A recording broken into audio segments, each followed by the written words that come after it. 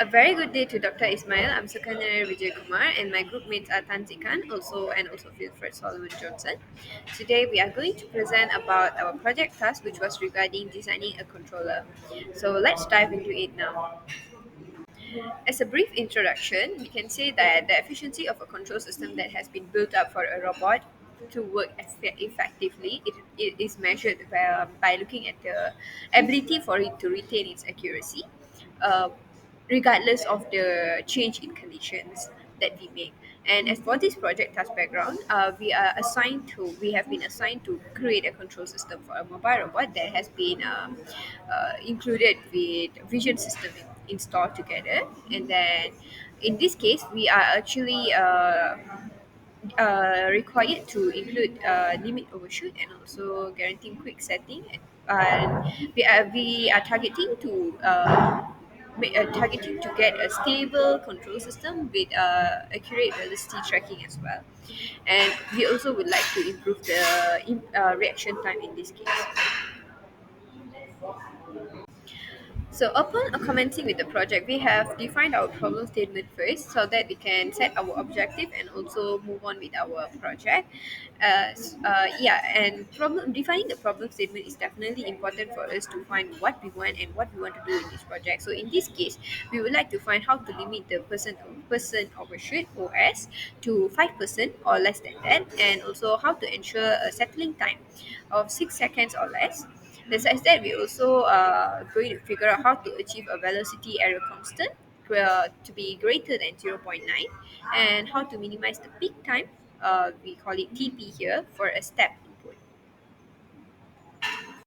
Moving on from the problem statement, and we have set our objective here according to the problem statement. So here we can see that one of our target is to limit the percentage overshoot, uh, synchronize that OS percentage to 5% or less than that. And besides that, we would like to ensure a settling time TS to be 6 seconds or less, followed by achieving a velocity error constant greater than zero point 0.9. And also the last objective for this project is to minimize the peak time for a step input. My name is WILFRED Solomon Johnson and my metric ID is TP2303. And today I will present about the methodology. We will start by finding the poles and zero for the given equation. The system has no zeros and there are two poles in the system which are S1 equal to -1 and S2 equal to 2. Next, we will set the overshoot to 5% to determine the system parameters. Then we will use the root table to check the system is stable or not. Using the root table, all coefficients remain positive. There are no sign changes, therefore the system is stable. The next step is to find the damping ratio zeta and the angle theta. Damping ratio is determined using the percent overshoot, and by using the formula as shown in the slide, the zeta is equal to 0.69. To find the angle theta, the angle is calculated using inverse cosine, which is 0.69, and the angle is 46.37 degree. Let's move on to the root locus analysis. As shown in the diagram, we have a root locus plot with the damping ratio line zeta equal to 0.69, intersecting with the root locus curve. From MATLAB, the key results are natural frequency W omega n equal to 2.17 radian per second. The system's damping ratio is 0.69, which corresponds to a specific overshoot in time domain performance. The poles at these intersections are complex, with real and imaginary components. The real part is -1.473, and the imaginary part is plus minus j 1.5707. In this slide, we outline the methodology used to analyze and improve the system dynamics. First, we calculate the settling time using the formula as given in the slide. Substituting zeta is equal to 0.69 and omega n is equal to 2.17, we get the settling time Ts is equal to 2.6715 seconds. The velocity error constant is determined using the formula.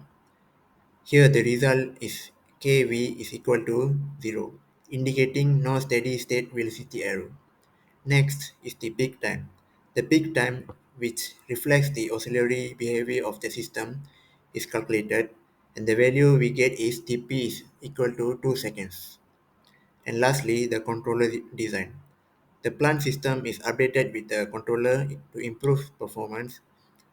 The new transfer function GS/GCS is obtained. Poles and zero are now derived fine-tuned system response.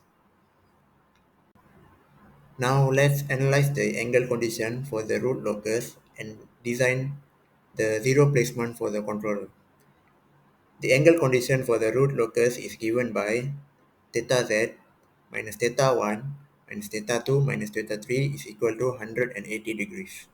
Substituting the values for the angles, we calculate theta 1 is equal to 72.2528, theta 2 is equal to 107.5683, and theta 3 is equal to 133.6295.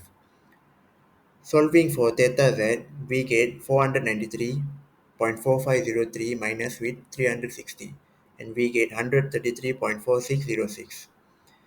Using the angle condition, we compute the 2C. A is equal to 1.4879 and ZC is equal to 0.00948. Finally, the design control transfer function is obtained, which is GCS is equal to S plus 0.0094 over S. The settling time Ts is equal to 2.6715 T and the peak time Tp is equal to 2 T. This reflects the system's response time. The initial velocity error constant Kv is 0.0094, showing the system steady state error, and with the controller gain of K is equal to 200, the velocity error constant improved to Ki equal to 1.88. The finalized control function GCS is obtained.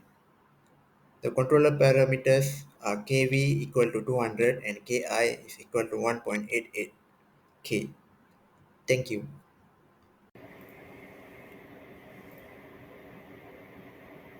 My name is Kang, Normometric TP22023. So now I will discuss about the result and the discussion of this project. So we use the MATLAB coding like for this inside. So what does this mean? So set the system gain into 1. Then the 0 will be none because we calculate nothing inside the 0. Then the pool 1 is -1 and -2. So next one is create the transfer function in zero pool gain format using the MATLAB function. After that, open the system design tool in MATLAB for the given system. After running, so we'll be pop out like this. Then we'll right click the graph and open the design requirement for the percent overshoot then less than 5. Okay.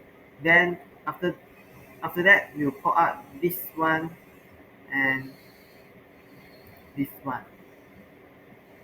Now we'll change the location into the given -1.5 and 1.557 imaginary. Then the damping is 0.69 and the natural frequency is 2.17 radius. So after that it will become the step response like this. So now is the check the characteristic of the peak response and the settling time. So we need to know the comparison between the MATLAB and the calculation given. So we'll just click on it, the peak response, then will be 2 seconds, like the like the we do it before the peak time. That is true. Then the last one is the settling time will be 2.76, but we just bit little only lah because 2.6. 0.67. Okay, like almost 0.9. Okay, so after that, the conclusion will be achieved. Then the correct controller will guarantee stability, precision, and responsiveness for the robot by meeting the performance standard. So that's all for us. Thank you.